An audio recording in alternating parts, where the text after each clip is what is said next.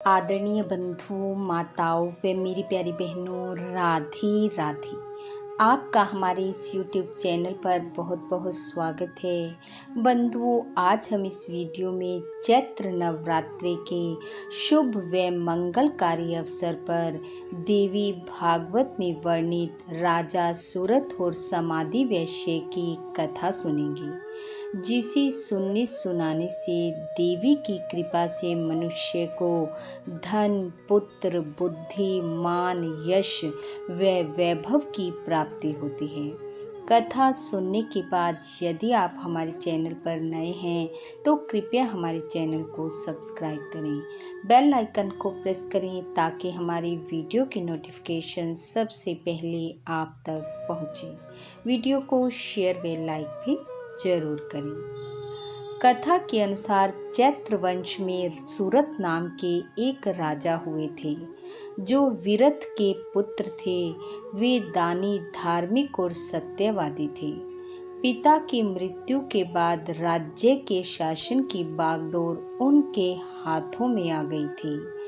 एक बार 9 राजाओं ने पूरी तैयारी के साथ सूरत की राजधानी कोलापुरी को चारों ओर से घेर लिया।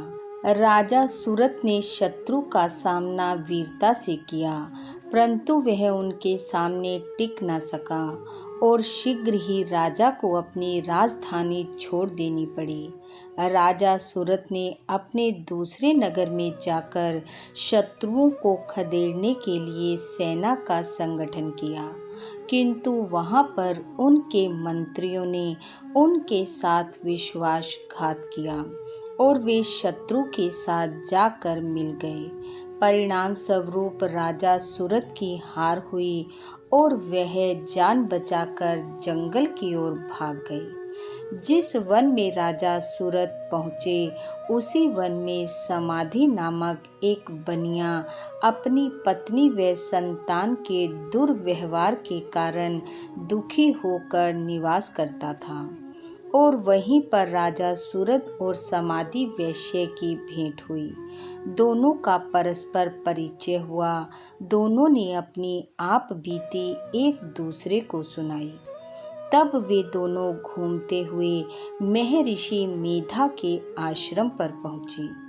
महर्षि ने दोनों के आने का कारण पूछा तो वे कहने लगे, हे ऋषिवर, हम दोनों अपने सगे संबंधियों द्वारा अपमानित किए गए हैं। इतना होने पर भी हमारे हृदय में उनका मोह बना हुआ है। इसका कारण क्या है? उन दोनों की बात सुनकर मुनि ने कहा, भगवान विष्णु की योग निद्रा रूपी जो महामाया है, उन्हीं के द्वारा यह सारा संसार मोहित हो रहा है। वे ज्ञानियों के चित्त को भी बलपूर्वक खींचकर मोह में डाल दिया करती हैं, किंतु विद्या रूप से वे ही मुक्ति भी प्रदान करती हैं। उनकी शरण में जाने से ही मोह से छुटकारा मिल सकता है। राजा ने पूछा, हे महर्षि, वे देवी कौन हैं और उनका जन्म कैसे हुआ? राजा की बात सुनकर महर्षि कहने लगे, आप जिस देवी के विषय में पूछ रहे हैं, वह नित्य स्वरूपा और विश्वव्यापिनी है। उनके बारे में ध्यान पूर्वक सुनो। कल्पांत के समय भगवान विष्णु क्षीर सागर में अनंत शैया पर शयन कर रहे थे। तब उनके दोनों कानों की मैल से मधु और कैटब नामक 2 दैत्य उत्पन्न हुए थे। वे दोनों भगवान विष्णु की नाभि कमल से उत्पन्न ब्रह्मा जी को मारने दौड़े। ब्रह्मा जी ने उन दोनों राक्षसों को देखकर विष्णु जी की शरण ली, परंतु भगवान विष्णु उस समय निद्रा मगन थे। तब उन्होंने भगवान विष्णु को जगाने के लिए उनके नेत्रों में निवास करने वाली योग निद्रा की स्तुति की। परिणाम स्वरूप तमोगुण अधिष्ठात्री देवी भगवान विष्णु के नेत्र, नासिका और हृदय से निकलकर ब्रह्मा जी के सामने उपस्थित हो गई।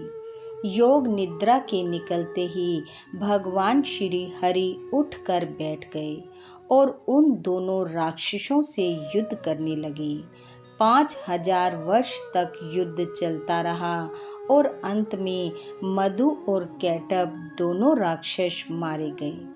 यह कहकर महर्षि मेधा बोले, अब मैं तुम्हें ब्रह्मा जी की स्तुति से उत्पन्न महामाया देवी की वीरता और प्रभाव की कथा सुनाता हूँ, उसे ध्यान पूर्वक सुनो।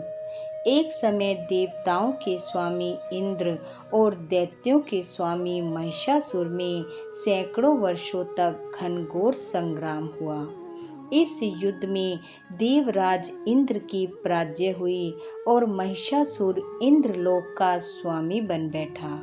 तब सभी देवता ब्रह्मा जी को साथ लेकर भगवान विष्णु और भगवान शंकर की शरण में गए। देवताओं की आप बीती सुनकर भगवान विष्णु व भगवान शंकर क्रोधित हो उठे।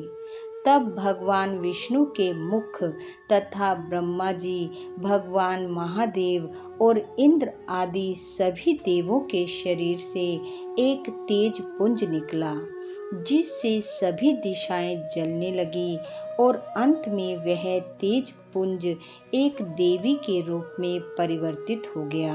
देवी ने सभी देवताओं से आयुध, अस्त्र शस्त्र एवं शक्ति प्राप्त करके उच्च स्वर में अट्टहास किया, जिससे तीनों लोकों में हलचल मच गई। महिषासुर अपनी सेना लेकर उस सिंहनाद की ओर दौड़ा। उसने देखा देवी के प्रभाव से तीनों लोक आलोकित हो रहे हैं। महिषासुर की देवी के सामने एक भी चाल ना चली और वह शीघ्र ही देवी के हाथों मारा गया।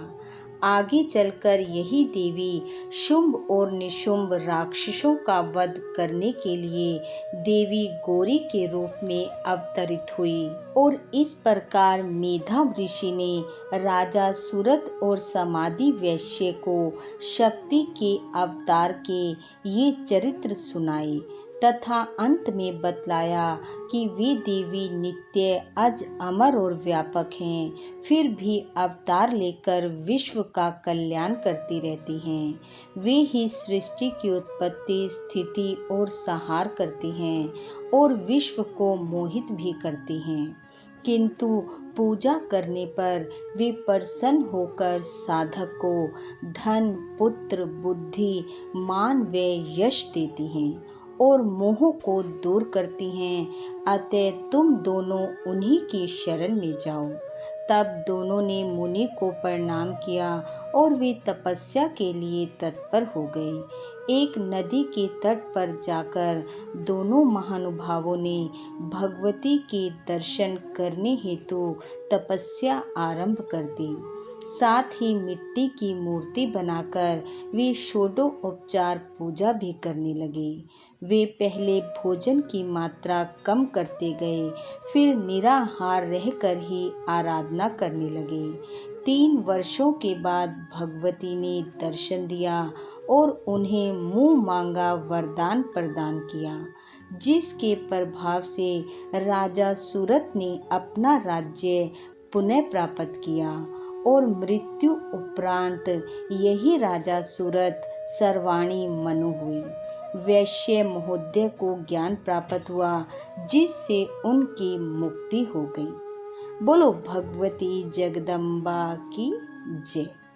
बंधु, देवी भगवती की कृपा आप व आपके परिवार पर सदैव बनी रहे।